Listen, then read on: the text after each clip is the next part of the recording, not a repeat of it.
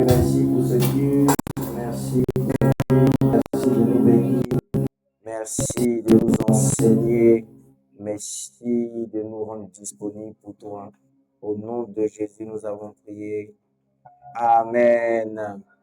Alléluia. Un peu de volume dans mon micro. Amen. On va se lever, on va lire la parole de Dieu. Acte 15, verset 27. Nous avons donc envoyé Jude et Silas qui vous annonceront de leur bouche les mêmes choses.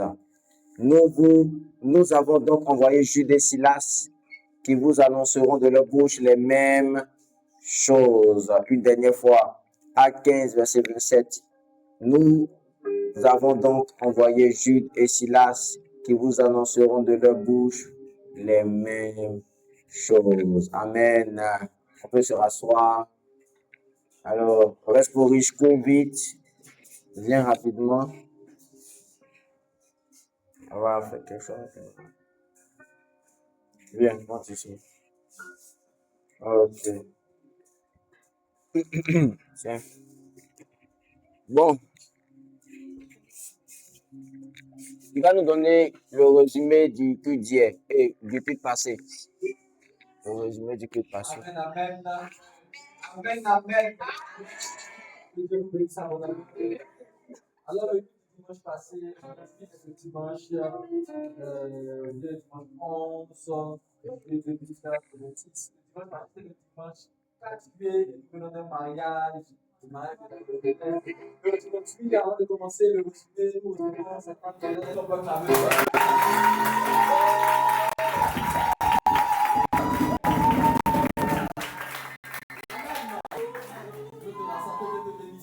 Alors pourquoi je vais commencer par ça? Parce que le but a parlé de deux choses. D'abord, le but a parlé de deux choses se résume en deux lettres. Le B et le C. Amen. Alors le B a parlé de quoi? Le B a parlé de la beauté. Et pour la chronologie des messages sur les 7 victoires avant de rentrer du désert, avant de rentrer dans ce que vous voulez, dans les promesses pleinement de Dieu, nous avons marqué une pause et la pause a été de pouvoir parler de l'introduction à la conférence de l'épouse CEF 2026. Ce sera du 10 au 11 octobre. Alors le pasteur a parlé d'un petit avant-goût de cette conférence. La conférence a pour thème position d'influence. Et vous savez, le diable n'aime jamais. Le message, le pasteur a dit d'être équilibré. Mais la plupart des personnes que le diable élève sont des personnes de belle apparence. Est-ce que tu as remarqué ça? Donc, ce sont des personnes qui sont belles de figure. Le B, la première lettre est B, qui veut dire beau. La Bible dit, et si c'était le diable seulement qui faisait, la Bible, écoutez, la parole de Dieu, Somme 119, verset 161 choses. La Bible dit, le fondement de ta parole, c'est la vérité. Ça veut dire, ce qui est écrit, c'est la vérité. Et on va prendre ça pour vérité sans chercher à comprendre. La Bible parle de certaines personnes dans la Bible, dans la parole, et on ajoute, on précise, ces personnes sont belles, belles de figure, belles de taille. Alors la beauté physique est très, très importante. Donc, lorsque Dieu t'élève, c'est très important de prendre soin de ton apparence. Donc, Dieu ne peut pas t'élever parce que si tu ne prends pas soin de ton apparence, vous savez, souvent les gens cherchent la petite mouche pour lancer les pics aux chrétiens. Donc, toi, tu es chrétien, tu fais ça. Donc, toi, tu es chrétien, tu fais pas ça. Donc, il faut prendre soin. La beauté est très importante. Amen. Et la beauté est importante, elle est différente. C'est pas parce que une autre personne est belle comme cela que ça veut dire que toi aussi tu dois être beau comme cela. Donc le message nous a amené à considérer la beauté, mais surtout à savoir toi ta beauté là. C'est quel genre de beauté? Amen. Et comme il s'agit d'un résumé, donc je ne vais pas rentrer dans les profondeurs. La deuxième lettre c'est le C. Le C qui veut dire le charme. Amen, amen. Apparemment, le message, on a aimé le message. Donc, le C qui veut dire le charme. C'est quoi le charme? Le charme, c'est ce qui est sur toi qui attire. C'est pas, ne vois pas le côté forcément pervers, mais ça attire. C'est comme s'il y a quelque chose. Il y a quelque chose sur toi qui attire. C'est ce qui attirait malheureusement négativement, mais positivement. Le charme sur Joseph qui faisait que était attiré. Donc, le charme est quelque chose qui vient. C'est comme une notion, ça attire. Et il faut utiliser le charme pour la gloire de Dieu. Amen. Les soeurs, le pasteur avait dit les soeurs, utilisez votre charme pour amener les frères à l'église. Dites pas non directement sèchement dans la rue. Dites oui, dans ton cœur, tu dis non. De ta bouche, tu dis oui, il n'y a pas de souci, tu donnes ton numéro. Quand il entend le message et quand il est suivi, il est touché. De grands hommes de Dieu aujourd'hui que nous avons, comme le pasteur Mohamed, le pasteur Marcelo, ce sont des personnes qui sont venues à l'église à cause de femmes. Aujourd'hui, eux-mêmes ils prêchent comme ça, mais ils sont venus. Amen. Jésus dit, il est la porte la porte des brebis. Mais c'est dans la maison par les fenêtres. Mais quand il rentre dans la maison par les fenêtres, il faut savoir les faire passer par la porte. Amen. Amen. Donc, c'est un peu ça.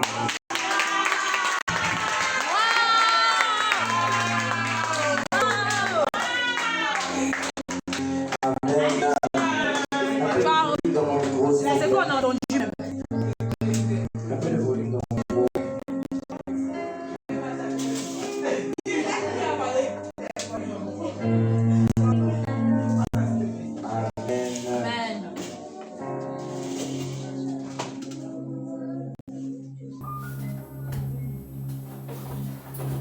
Ne sois pas effrayé, dimanche prochain j'arrive.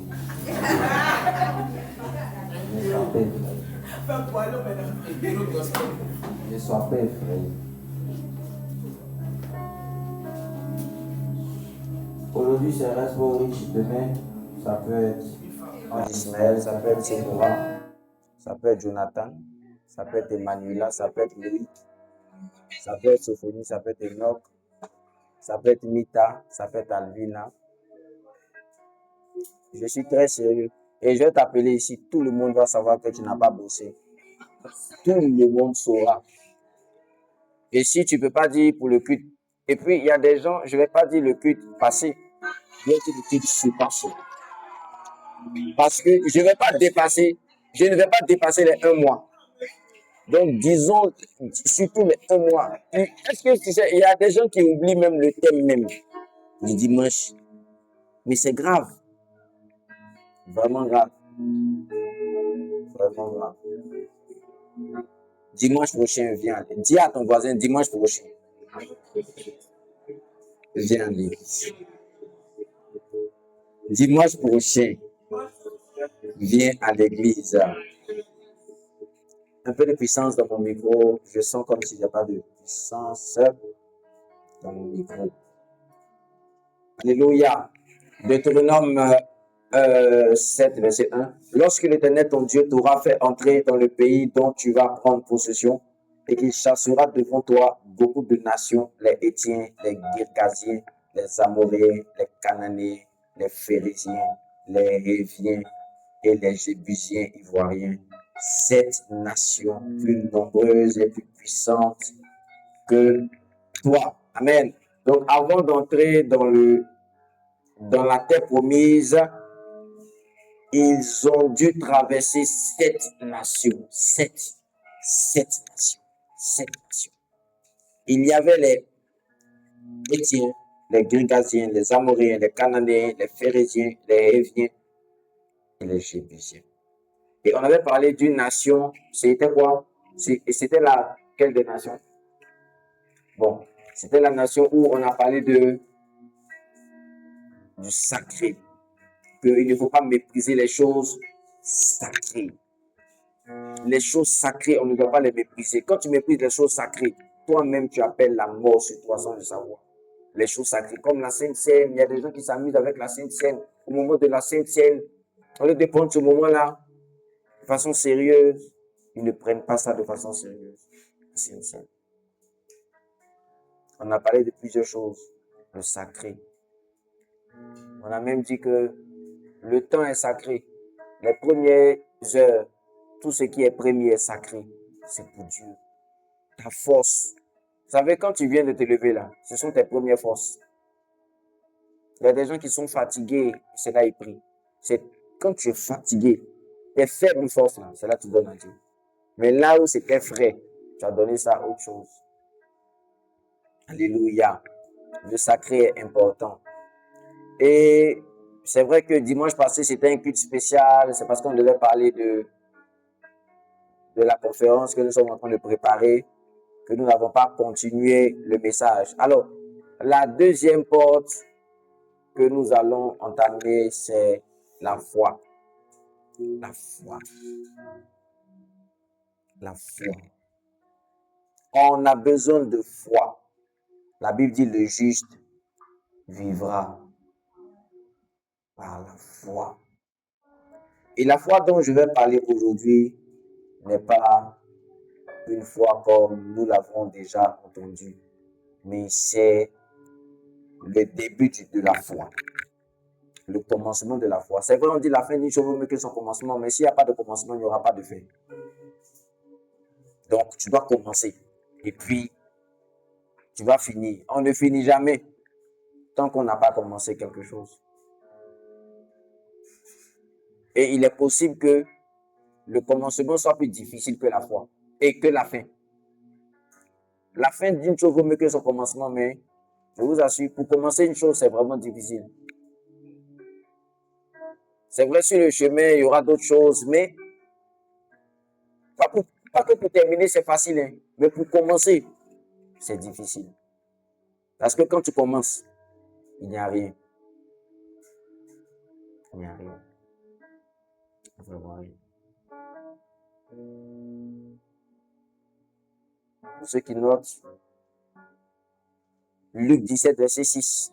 Et le Seigneur dit, si vous aviez de la foi comme un grain de sénévé, vous direz à ce sycomore, déracine-toi et plante-toi dans la mer, et il vous obéirait. Si vous aviez de la foi comme le grain de sénévé, si vous avez de la foi comme le grain de sénévé, si vous avez de la foi comme le grain de sénévé, si vous avez de la foi comme le grain de sénévé.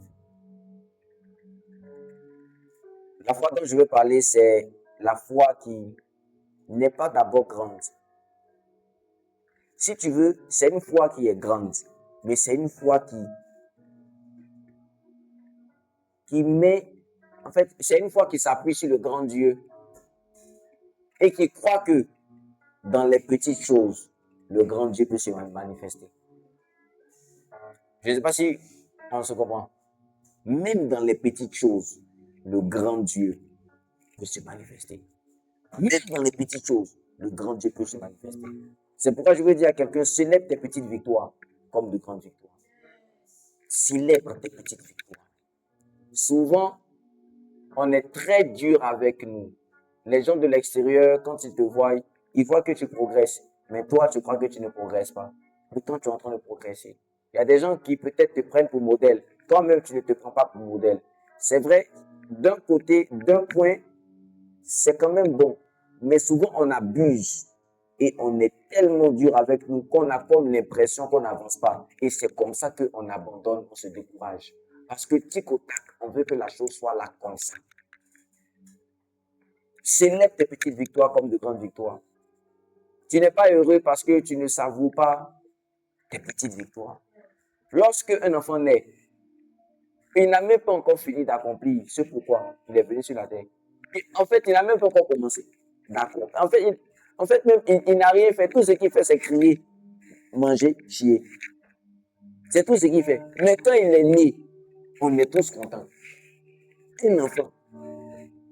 Jésus dit, quand une femme est enceinte, elle a des douleurs de l'enfantement. Mais une fois que l'enfant vient, elle est heureuse. L'enfant n'a même pas encore accompli. Sarah a accouché Isaac. Elle a commencé à sauter de joie. Et vous allez voir qu'on ne fait pas l'anniversaire de l'enfant lorsqu'il a 20 ans. On fait l'anniversaire de l'enfant quand il a 1 an, 2 ans, 3 ans. C'est petit, mais les parents sont contents. Tous ceux qui sont là sont contents. Pourquoi tu ne célèbres pas tes petites victoires? L'enfant n'est pas encore devenu, mais tu célèbres déjà. Pourquoi? Parce que tu es content, parce qu'il est là. Même si tu n'as pas encore de grandes choses, une fois que la chose est petite, même si elle a une taille, si elle est là, soyez. Célèbre, pas d'abord pour sa taille, mais pour sa présence. Célèbre. Célèbre. Les petites choses attirent les grandes choses. Les petites choses attirent les grandes choses. 1 Roi 18, verset 44 à 45, version Semeur. À la 7e fois, le serviteur annonça, je vois venir un petit nuage qui s'élève de la mer. Il n'est pas plus grand que la main d'un homme. Vous imaginez ça? Regardez ma main. Le nuage là était plus petit que ma main. Alors Élie lui ordonna, va dire à Akab, dépêche-toi d'atteler ton char et de rentrer chez toi, sinon la pluie te bloquera. Déjà, de tous côtés, le ciel s'obscurcissait, d'épaisses nuages, poussés par un vent de tempête. Soudain, une pluie torrentielle se mit à tomber. Akab monta sur un char et partit pour Jezreel. 1 Roi 18, verset 44 à 45. Dès qu'il a vu le petit nuage, mes frères, il a commencé à célébrer. Il a commencé à louer la petite foi. La foi dans le grand Dieu sur les petites choses. C'est ça la foi comme le grain de se lever. La foi comme le grain de se lever, c'est ça. C'est quand tu vois une petite chose, tu célèbres comme si c'était une grande chose. J'aime toujours dire ça. Quand vous voyez un serpent, quelque chose à taille, vous dites, hé, serpent! Personne ne dit petit serpent. Tu n'as même pas, en fait, pour lire la phrase là, tu n'as même pas besoin de dire petit serpent. En fait, serpent déjà même là. Tu te dis, hé, s'il y a un serpent dans la salle, personne m'a dit, petit serpent! Petit serpent! Les gens m'ont dit serpent. Et je vais te dire quelque chose. J'ai fait cet exercice-là la dernière fois. Si je vous montre un éléphanteau, vous allez dire c'est un éléphant. Rares sont ceux ici qui vont dire éléphanteau. Si je montre un lionceau, vous allez dire ça là c'est lion. Pourquoi? Parce que vous êtes sûr et certain qu'il va devenir lion. Vous ne dites pas petit lion, vous dites lion. Arrête de dire petite église, tu as une grande église au nom de Jésus. Arrête de dire petite femme, tu as une grande femme au nom de Jésus. Arrête de dire petite femme, tu as un grand homme au nom de Jésus. Alléluia. Quand il a vu le petit nuage, est-ce que vous savez que pour annoncer une forte pluie, il faut plusieurs nuages. C'est pourquoi la Bible dit il y a eu d'épaisses nuages poussés par un vent de tempête. Mais avant que cela ne se fasse, il a célébré le petit nuage. Quand il a vu le petit nuage, il dit, hé, il y aura une forte pluie. Avant de voir les autres nuages, quand il a vu le petit nuage, il a su que le petit nuage allait appeler les autres nuages. C'est petit actuellement dans ta main.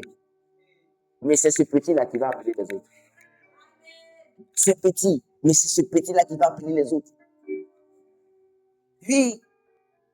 C'est ce qu'on vient de lire, Luc 17, verset 6, notre texte de base. Si vous aviez la foi, leur répondit, le Seigneur même aussi petite. Si vous aviez la foi, leur répondit le Seigneur, même aussi petite qu'une graine de moutarde.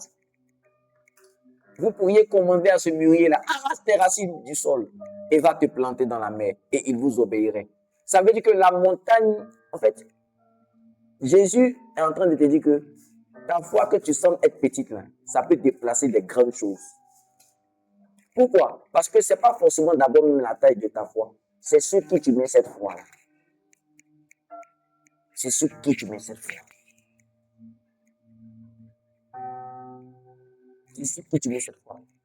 J'ai fait mes enquêtes, j'ai vu que la graine de moutarde, là, c'est minuscule et puis ils seront d'environ 2 mm de diamètre. Est-ce que ça en peut voir même? c'est la graine la plus minuscule. C'est la graine la plus petite. Mais Jésus dit que la taille de ta foi de ça, ça va faire de grandes choses. Ça va faire de grandes choses. Ça va faire de grandes choses.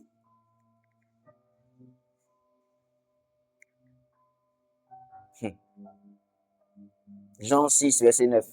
Il y a ici un jeune garçon qui a 5 pains d'orge et 2 poissons. Mais qu'est-ce que cela pour tant de gens? La version Matin Bible dit, il y a ici un petit garçon qui a 5 pains d'orge et 2 poissons. Mais qu'est-ce que cela pour tant de gens? Qu'est-ce que cela pour tant de gens?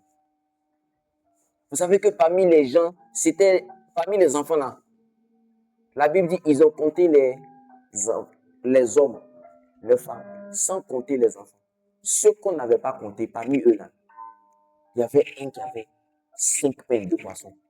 Et puis, ils disent, mais Jésus, mais qu'est-ce que cela pour tant de gens? Jésus dit, envoyez-moi ce qui est petit. Il a mis sa foi sur son Père.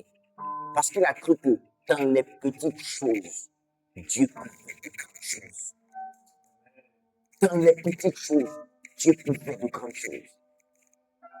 Dans les petites choses, Dieu peut faire de grandes choses. Dans les petites choses. Les choses qu'on n'a pas compris, Dieu peut faire de grandes choses. Ésaïe 53, verset 1 à 3. Qui a cru à ce qui nous était annoncé? Qui a reconnu le bras de l'Éternel? Il s'est élevé devant lui comme une faible plante, comme un rejeton qui sort d'une terre desséchée. Il n'avait ni beauté, ni éclat pour attirer nos regards, et son aspect n'avait rien pour nous plaire. Méprisé et abandonné des hommes, homme de douleur et habitué à la souffrance, semblable à celui dont on détourne le visage. Vous savez, arrivé un moment, quand on regardait Jésus là, c'est quoi ça? Semblable à celui dont on détournait le visage. Nous l'avons dédaigné, nous n'avons fait de lui aucun cas. Mais la Bible dit quoi? Qui a reconnu? Qui a cru ce qui nous était annoncé? Qui a reconnu le bras de l'Éternel? On dit pourquoi? Et on explique pourquoi les gens n'ont pas cru. Pourquoi les gens n'ont pas reconnu? On dit parce qu'il s'est élevé comme une faible plante. Tout commencement qui est fort vient du diable. Dieu ne commence jamais fortement. Croyez-moi. L'homme qui a commencé fortement à échouer s'appelle Adam, le premier Adam. Le dernier Adam a commencé comme un bébé. Tout ce que tu commences fortement finira par échouer. Les faibles commencements vont t'aider à garder l'humilité. Les faibles commencements vont te rappeler que Dieu a été là lorsque tu n'avais pas, lorsque tu n'étais pas. Les faibles commencements vont te garder. Genèse 49, verset 22. Joseph est le rejeton d'un arbre fertile. Le rejeton d'un arbre fertile près d'une source. Les branches s'élèvent au-dessus de la muraille. Vous savez, le rejeton, c'est quoi? Quand les arbres sont en train de pousser, le rejeton, c'est une petite branche en fait qui pousse au dehors de l'arbre. Mais c'est toujours collé à la racine. C'est pourquoi souvent vous voyez les arbres et vous voyez, il y a peut-être un petit qui est en train de pousser à côté. Souvent, on vient et puis on coupe, c'est ce qu'on appelle rejeton. Est-ce que vous savez ça? C'est ce qu'on appelle rejeton. Ça veut dire que c'était pas dans le principe. C'était pas dans le principe. Mais lui, il a poussé à côté. On ne pouvait pas penser que c'est ce qu'on appelle Joseph était le rejeton. Rejeton. Quand Joseph était compté, quand Joseph, son papa avait confiance en lui, quand Joseph était l'amoureux fils de son papa, Dieu dit non, je n'ai pas fait de plan avec lui. C'est ce que Dieu a fait, c'est que Dieu a mis dans la tête de son papa que l'enfant est mort. Ses frères l'ont jeté quelque part. Le rejeton est devenu la pierre principale. C'est lui qu'on avait oublié. David aussi, 1 Samuel 16, verset 10 à 11. Isaïe présenta ainsi 7 fils à Samuel. Et celui-ci lui dit, l'Éternel n'a choisi aucun de ceux-là. Aucun. Puis il lui demanda, est-ce que ce sont là tous tes garçons? Et cette histoire-là m'étonne. Non, répondit Isaïe. Il reste encore le plus jeune qui garde les moutons au pâturage. Envoie-le chercher, ordonna Samuel, car nous ne nous installerons pas pour le repas du sacrifice avant qu'il ne soit arrivé ici. David était un rejeton. Même Jésus, Apocalypse 5, verset 5. Alors l'un des représentants du peuple de Dieu me dit, ne pleure pas, voici il a remporté la victoire, le lion de la tribu de Juda, le rejeton de la racine de David. Pour ouvrir le livre et ses 7 sceaux. Tout ce que tu rejettes dans tes ressources, en fait, il faudrait que tu saches que c'est ça même qui va devenir la source. En fait, quand Dieu veut faire quelque chose dans la vie de quelqu'un, il passe par les choses que lui-même il a rejetées dans son esprit. Lui-même, en fait, il ne s'attendait pas que, il ne pouvait pas s'imaginer que c'est par là que Dieu allait faire. Et puis c'est par là que Dieu passe. Tu le fais. Tu le fais. La preuve, 1 Corinthiens 1, verset 27 à 29. Français simplifié. 1 Corinthiens 1, verset 27 à 29. Mais Dieu a choisi d'utiliser des choses que les gens pensent être insensées. Il fait ceci pour que les gens intelligents aient honte. Oui. Dieu a choisi d'utiliser des choses que les gens pensent faibles. Il fait ceci pour que les gens puissants aient honte. Dieu a choisi d'utiliser des choses que les gens pensent inutiles. Les gens qui appartiennent à ce monde n'aiment pas ces choses. Ils pensent qu'ils n'ont aucune valeur. Dieu a fait cela pour que les choses qui semblent importantes deviennent sans importance. À cause de tout cela, personne ne peut être fier devant Dieu. Matthieu 11, verset 25. En ce temps-là, Jésus prit la parole et dit, « Je te loue, Père, Seigneur du ciel et de la terre, de ce que tu as caché ces choses aux sages et aux intelligents, et de ce que tu les as révélées aux enfants. » Aux enfants. Aux enfants, mes frères. Dieu utilise les choses que tu n'as pas comptées. David n'était pas compté. Il a envoyé 7 de ses fils. Dieu dit non, parmi tous ses fils. Et puis, bizarrement, Dieu n'a pas dit à Samuel qu'il y a un de ses fils qui est caché quelque part.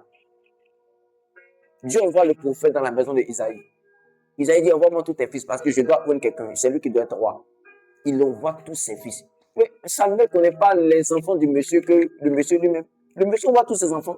Ils sont 7. Oh, il y a un 8e qui est dans la bergerie. Il y a un 8e qui est en train d'essuyer les déchets des bœufs. Les déchets des brebis. Il y a quelqu'un qui est là-bas en brousse. On ne l'a pas calculé. On ne l'a pas compté. Dieu l'a trouvé. C'est ça la grâce. Mais la grâce là, Dieu aime les choses qui sont faibles. Quand tu es fort, tu ne vois pas la grâce. Quand tu es faible, tu vois la grâce. C'est pourquoi la Bible dit le commencement là, il commence faiblement. Pour que tu saches que c'est lui le commencement et la fin.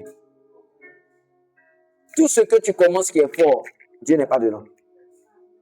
Dieu n'est pas dedans. Il commence faiblement. Pour te dire le début, c'est lui. Je suis là. Et David, on l'appelle. Il est là, fait la boucle. Passe ici. On l'appelle. On dit David, ton papa t'appelle. Il fait encore des kilomètres. Il marche. Il n'y avait pas de voiture. C'est pas pour dire qu'il avait un cheval, non. Vous savez, il ne peut pas partir comme ça. Il est obligé de recadrer le troupeau. Parce que Samuel a parlé intelligemment. Il savait que le gars là, il allait durer pour venir. Il dit tant que le gars ne vient pas, on ne va pas manger. Ça veut dire. Donc on a attendu. Je ne sais pas ça fait combien d'heures. Jusqu'à David dit, vous la venez. C'est un truc. Les gars sont venus, les moutons. On emmène la bergerie. David vient, il sent le mouton, dit, mets-toi à genoux. Dieu dit, c'est lui là. Ouin-le. Voilà, ouin. Je me demande si David même savait ce qui s'est passé en ce moment. Il rentre à la maison, dit, mets-toi à genoux. C'est qu'elle suit, même si tu ne comprends pas. Après, tu vas comprendre. Tu dis, aïe, c'est quoi ça là? Ce qu'elle suit, c'est que le gars là, c'est un prophète. Tu te dis, bon, si papa a dit, c'est pas grave. Et puis on l'a ouin. On l'a ouin. Joseph, regardez, 1 Chronique 5, verset 1.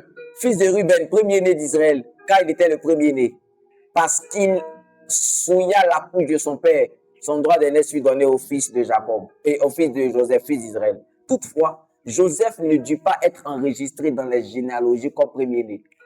Ça veut dire que Joseph, on n'a pas enregistré Joseph comme premier-né. Il est possible qu'on ne t'enregistre pas, mais que tu sois là où on ne t'a pas enregistré. C'est tellement profond. En fait, tu fais des choses subtiles. C'est pourquoi je dis aux gens, même si tu es parti à un programme où on a prophétisé, écoute, je dis aux gens, tu es parti avec... C'est pas parce que le prophète n'a pas prophétisé sur toi que Dieu n'a pas prophétisé sur toi. Hein. Il est possible, mon frère, que tu as quelque chose. Non. Est-ce que vous savez que... Eh Dieu. Quand la femme de distinction, quand elle avait perdu son enfant, le prophète Élisée, lui, voyait tout ce qui s'est passé dans la chambre du roi qui voulait combattre Israël. Il entendait les conversations que sa femme disait avec que le roi disait avec sa femme. Il disait tout au roi d'Israël. Il dit, hier, ils ont parlé dans la chambre à 16h30. Comment tu sais ça? Non, il faut rester tranquille. Dieu m'a révélé ça. Et une femme qui l'a hébergé, qui s'est bien occupée de lui, son enfant est mort. C'est lui-même qui a prié pour que l'enfant vienne. Son enfant est mort. Il vient et puis dit, l'Éternel m'a caché ça. Il est possible que tu aies des choses que l'Éternel cache même au prophète. Toi, tu ne sais pas ça. Il est possible que quand tu viens dans la maison, tu es frustré parce qu'on n'a pas dit une parole sur toi. C'est parce que tu ne sais pas ce que Dieu est en train de lui réserver. En fait, là, tu es le pion que Dieu ne veut pas dire devant les gens. Dieu veut sortir le peuple. Comme les Ivoiriens disent, tu vas sortir dans le dos. Tu vas sortir dans le dos. Tu viens, on convertit sur les gens, on convertit sur les gens, on convertit sur les gens. Tu tombes à la maison, le diable te frustre. Le diable te met des choses, tu dis, est-ce que toi-même Dieu te connaît? Ah, c'est que tu ne sais pas. Tu ne sais pas que tu es la pièce que Dieu cache. Dieu cache. Parce que tu es la principale. En fait, la principale, là, on la rejette. On la met à côté, en fait. La principale, là, c'est ce qu'on fait. Quand tu n'es pas principale, tu ne vas pas sentir le rejet. Quand tu n'es pas principal, tu ne vas pas sentir qu'il y a des gens. Tu es principal quelque part. Quelque part. David. Joseph, mais quand ils sont venus dire à son papa qu'on a vu Joseph, il dit, Joseph vit encore. Ça fait combien d'années j'ai fait son deuil ici? Il est mort, mon fils est mort. C'est ce qui s'est passé avec la tribu de Juda. Hébreux 7, verset 13 à 14. En effet, celui de qui ces choses sont dites appartient à une autre tribu, dont aucun homme n'a fait le service de l'autel. Car il est notoire que notre Seigneur est sorti de Juda, tribu dont Moïse n'a rien dit pour ce qui concerne le sacerdoce. Moïse même est sorti de la tribu de Lévi. Son papa était de la tribu de Lévi. Tous ceux de la tribu de Lévi, Juda est sorti dans le dos. Et Dieu a fait exprès. Moïse n'a pas prophétisé sur Juda comme Jean, c'est lui qui allait. En fait, Moïse n'a pas dit que le roi des rois allait sortir de la tribu de Juda. Moïse n'a pas dit ça. Les Israéliens voyaient toujours la tribu de Lévi. C'est eux qui percevaient les prémices, les dîmes. Donc, on les regardait, on s'est dit, hey, lui, c'est que c'est là-bas, il va sortir. Et puis, dans deux. En fait, sachez que toute prophétie qui est entendue peut facilement être combattue par le diable. Mais ce que le diable n'a pas entendu, en fait, il ne sait pas. Parce que le diable ne connaît pas tout. Il est possible que tu sois sur la liste des gens que le diable ne connaît pas. Il cherche, il dit, oh, et puis arrive un moment, le diable dit, non, lui là, il n'y a rien sur lui. Alors que, j'espère que tu me comprends. C'est là que tu sors. C'est là que tu sors. Ceux qu'on a prophétie là, toi, je sais que, on se connaît. On se connaît. L'onction. On se connaît. J'ai des informations sur toi. Mais celui qui n'a pas d'informations.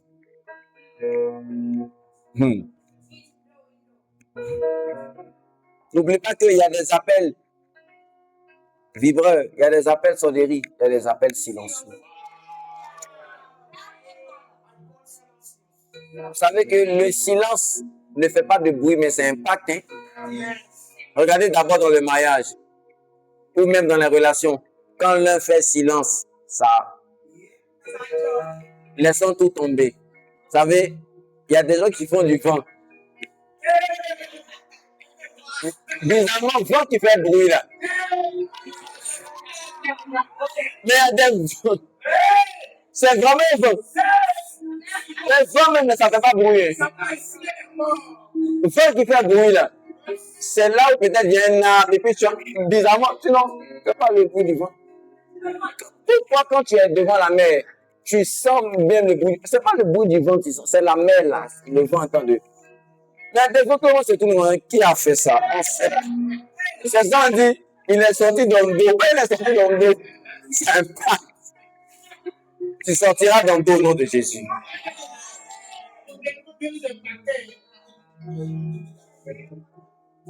Alléluia.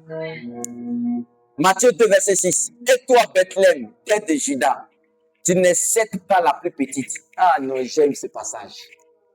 Matthieu 2, verset 6. Et toi, Bethléem, tête de Juda, tu n'es certes pas la plus petite parmi les principales villes de Juda. Car de toi sortira un chef qui prendra soin d'Israël, mon peuple. Dieu. Dieu. Bethléem, tête de Juda. On dit, oh, tu n'es pas la plus petite, hein, parce que de toi, ça veut dire quoi? Ça veut dire que ce n'est pas la taille qui détermine ton influence, c'est ce qui va sortir de toi qui détermine ton influence.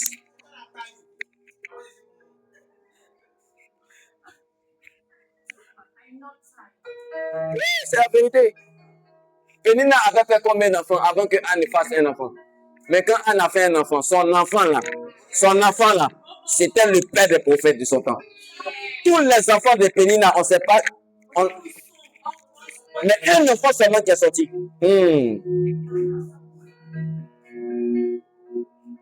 Un seul peut sortir de toi. Mais des milliers viendront. Un nuage peut sortir de toi. Mais ça appellera d'autres nuages. Ça appellera d'autres nuages. Ça appellera. 2 Rois 4, verset 2. Élisée lui dit, que puis-je faire pour toi? Dis-moi, qu'as-tu à la maison? Elle répondit, ta servante n'a rien du tout à la maison. Que vase d'huile? Ta servante n'a rien du tout à la maison. Que vase d'huile? Ta servante n'a rien du tout.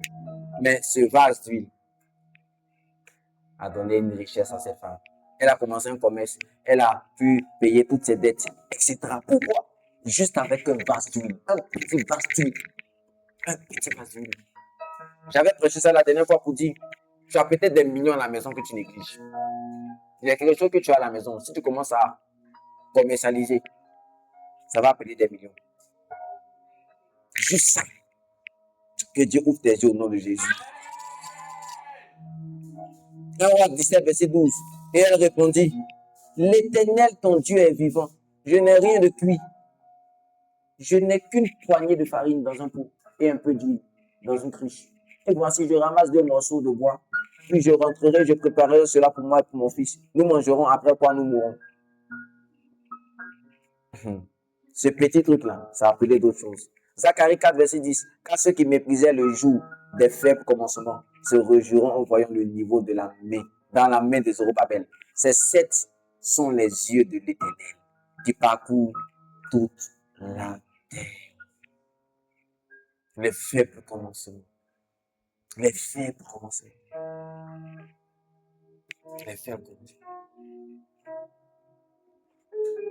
Peut-être si moi m'avait vu avant, elle allait refuser mes avances.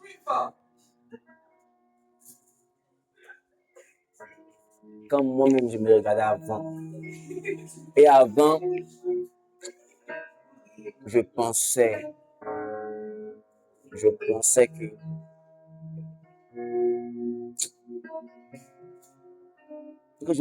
c'était quand même tout si là, c'est monté. Moustache, je monte. J'attache ma barbe un peu comme ça. Je laisse mes cheveux comme ça. Non, tu peux laisser les cheveux. C'est vrai, il peignait. Mais moi, souvent, il laissait même comme ça. Rien. Mais c'était les faire commencer.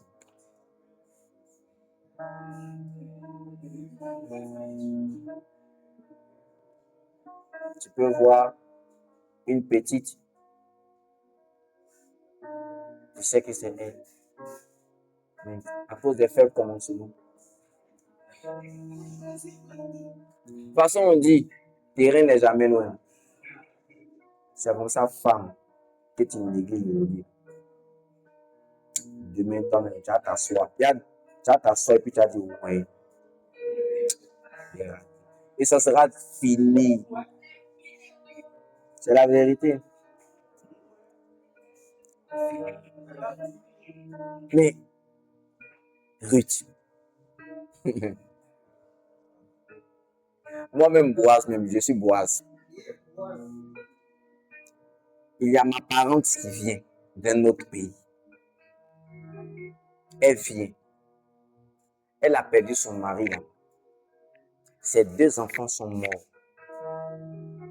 Et elle me dit, les 2 femmes qui ont marié ces 2 enfants là, il y a une même qui a fui. Il y a une autre qui la prend pour femme. Je vais la regarder, elle dit, est-ce que tu m'aimes? Si Dieu me dit c'est elle, je fais mon testament en même temps. Je dis, Seigneur, j'obéis, mais si tu veux que je meure, il n'y a pas de souci. Mais je vais faire mon testament. Hein? Ruth, elle rentre dans la vie de Boaz. Oh non. C'est-à-dire, Dieu aime faire ce type de choses. Ne dis pas parce que les autres ont échoué là, tu vas échouer. Pour toi, va réussir. Pour toi, va réussir au nom de Jésus. La plus petite de toutes les semences. Écoutez, ça c'est-à-dire Dieu parle du paradis. Jésus, il dit, c'est la plus petite de toutes les semences. Mais quand il a poussé, il est plus grand que tous les légumes et devient un arbre. De sorte que les oiseaux du ciel viennent habiter dans ses branches. Peut-être que ça n'a pas encore poussé, mais quand ça va pousser, ça va dépasser tous les autres arbres que tu vas voir. La taille de la semence ne détermine pas la taille de l'arbre. Toute semence est petite, toute semence est bizarre, toute semence ressemble. C'est une graine. Après, tu vois, tu t'abrites parce que l'eau ne te touche pas là. C'était semé avec une taille minuscule. Minuscule. Je dis que c'est comme ça le paradis. Le paradis est comme ça. Donnez-moi un peu plus de volume. Je vais changer mon micro. Amen. Oh yes. Exode 14, verset 16. Aïe, aïe, aïe. Exode 14, verset 16. Vous connaissez au moins la verge de Moïse. Un jour, Dieu a demandé à Moïse. Pendant que Dieu parle à Moïse, Moïse aussi parle à Dieu.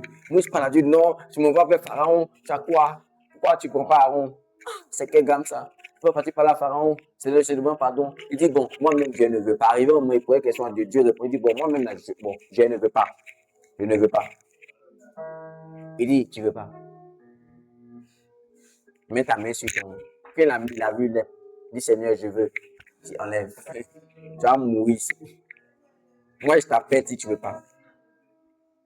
Dieu veut pas. Ceux qu'on appelle, si Dieu vous appelle, vous ne voulez pas. Il n'y a pas de souci. Amusez-vous. Donc, il avait une verge. Verge là. C'est toujours ce qui. Je suis sûr que verge là, peut-être il a ramassé quelque part. Pour s'occuper des moutons, tout ça. Et Dieu. Non, Dieu, il n'y a pas l'homme.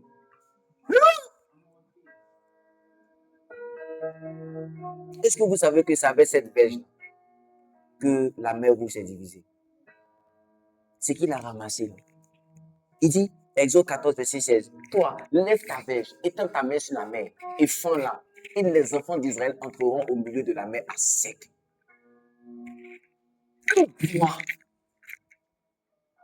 une chose qu'ils ne pouvaient pas penser, c'est pas cette chose-là que Dieu a utilisée.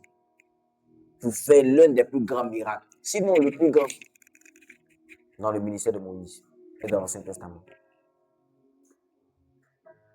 Exode 7, verset 10 à 12. Moïse et Aaron allaient auprès de Pharaon et ils firent ce que l'Éternel avait ordonné. Aaron jeta sa verge devant Pharaon et devant ses serviteurs, et elle devint un serpent. Mais Pharaon appela ses sages et ses enchanteurs et les magiciens d'Égypte, eux aussi, et fit d'autant par leur enchantement. Ils jetaient tous leurs verges, et elles devinrent des serpents. Et la verge d'Aaron engloutit leur verge. Engloutit leur verge. Un bois pour diriger les moutons.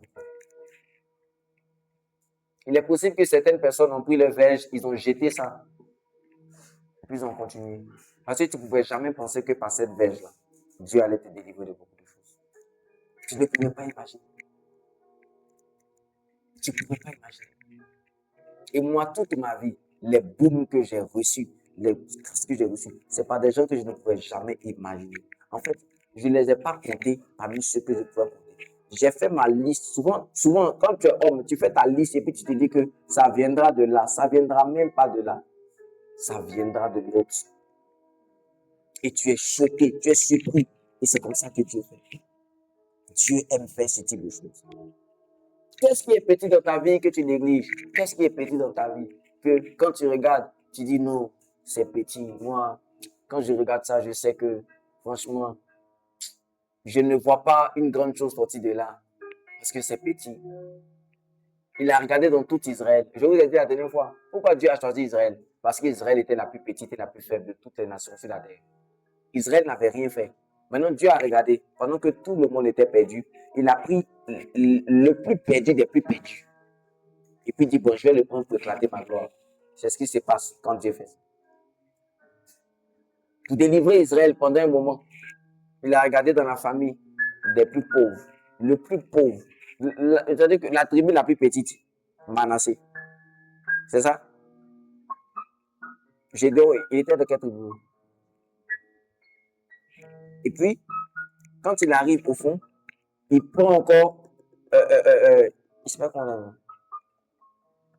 il prend dans la tribu la plus petite là, la famille la plus petite et la plus pauvre. Et puis il vient, et puis il prend. Il dit, viens. Gédéon rit. Gédéon dit, Seigneur, il y a des gens qui habitent dans des maisons en briques, d'autres. Mais en fait, moi, je suis dans mon petit cycle au bois. Et tu me dis que moi, je vais te délivrer. Les gens ne vont même pas croire. Il faut laisser tomber. Dieu dit, va avec la force que tu as, parce qu'il est avec toi. Quelle est la petite chose que tu négliges, mon ami? Quelle est la petite chose que tu négliges? Quelle est cette petite foi? Quelle est cette petite foi? Quelle est cette petite foi? Tu es tellement Dieu avec toi. Souvent, tu t'assois même pas pour peut-être prendre quelque chose que tu vas aimer, tu manges un peu.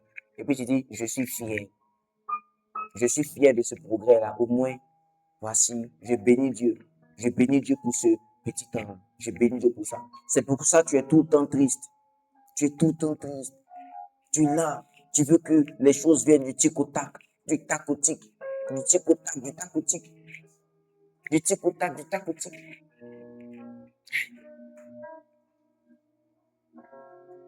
Dis avec moi, je change de mentalité. Je change de mentalité. Je change de mentalité. Au nom de Jésus. Alléluia. Amen. Alors, normalement, notre culte tire à sa fin. Aujourd'hui, c'est un jour spécial. C'est quand même un jour spécial. Et pour ce jour spécial, quand même, pour ce jour spécial, on a dans l'église même, qui est maman une fois même? Là, je parle de bébé physique. Ah, bébé physique. Hein?